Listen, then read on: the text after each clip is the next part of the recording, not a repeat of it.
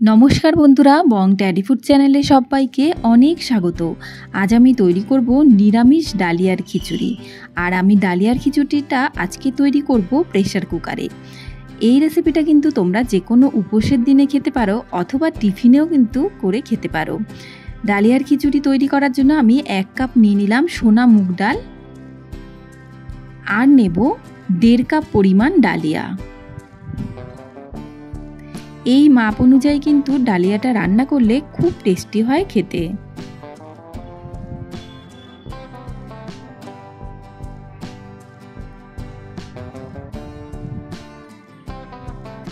এরপরে আমি ডালিয়াটাকে খুব ভালো করে ধুয়ে নেব। আমি কিন্তু এখানে ডালিয়া ভাজিনি। 2-3 বার জল পাল্টে পাল্টে আমি ডালিয়াটাকে ধুয়ে নিচ্ছি।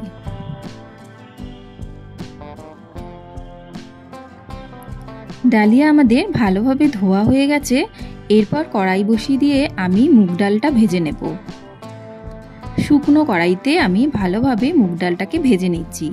এই সময় গ্যাসের ফ্লেমটা কিন্তু একটু লোতে রেখেই আমাদের ডালটা ভাজতে হবে। ডাল ভালোভাবে ভাজা হয়ে গেলে আমি একটা প্রেসার কুকার গ্যাসে বসিয়ে দিয়ে দিলাম এখানে সর্ষের তেল, আর দিয়ে দিচ্ছি 2টো তেজপাতা আর একটা শুকনো লঙ্কা। তারপর দিয়ে দিচ্ছি এখানে সাদা জিরে ফোড়নে। তারপর এর মধ্যে আমি ডালিয়াটা দিয়ে দিলাম। ডালিয়াটা দেওয়ার পর 1 সেকেন্ড একটু নাড়াচাড়া করে নিচ্ছি। তারপর এখানে ধুয়ে রাখা দিয়ে দিচ্ছি মুগের ডালটা।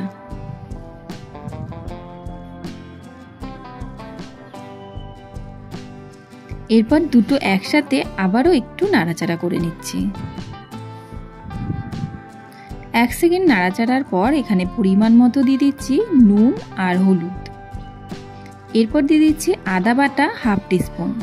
আমি এখানে 4 টুকরো আলু দিয়েছি, তোমাদের পছন্দ না হলে আলুটা নাও দিতে পারো। সব দিয়ে আমাদের ভালোভাবে কষিয়ে নিতে হবে 1 থেকে 2 সেকেন্ড মতো। তারপর দিয়ে দিলাম এখানে পরিমাণ মতো জল। জলটা একটু বেশি পরিমাণ দিতে হবে, কারণ ডালিয়াতে কিন্তু অনেকটাই জল টেনে নেয়, তাতে করে কিন্তু একদম শুকনো হয়ে যাবে।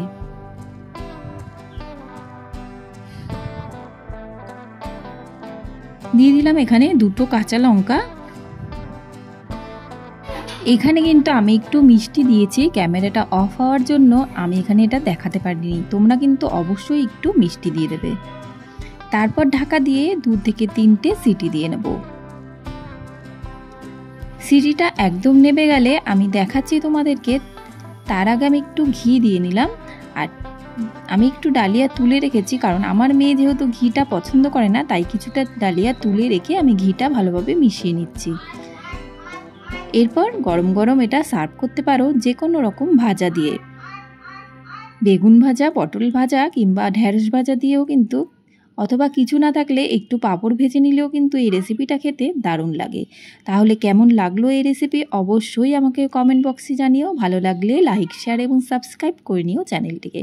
তাহলে আজকের মতো এই পর্যন্তই। আবার চলে আসবো অন্য কোনো রেসিপি নিয়ে। ততক্ষণ পর্যন্ত সবাই ভালো থেকো, সুস্থ থেকো। আর রেসিপিটা দেখার জন্য অনেক ধন্যবাদ।